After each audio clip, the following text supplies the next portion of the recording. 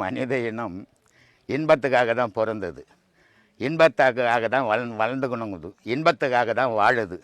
திருமணம்ன்றதே தனக்கு ஒரு யாரோ ஒரு பெண்ணை போய் எதுக்கு திருமணம் செய்கிறோம்?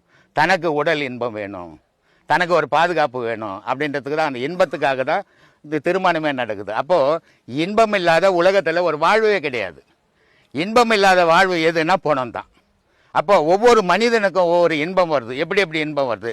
ஒரு தாய்க்கு ஒரு குழந்தை பிறந்தா இன்பம் வருது, அந்த மகனுக்கு ஒரு கல்யாணம் ஆச்சுன்னா இன்பம் வருது, அந்த குழந்தை ஸ்கூலுக்கு போய் படிச்சதுன்னா ஒரு இன்பம் வருது. எல்லாமே உலகத்தில் இன்பம். இந்த இன்பம் இக இன்பம் பேர். இதுலேயே பற இன்பம்னு ஒன்றுக்குது. இன்பம்ன்றது ஒரு ஆணும் பெண்ணும் உறவு பூர்வமாக உறவு கொள்ளும்போது உடல் உணர்வு இன்பம் கிடைக்குது.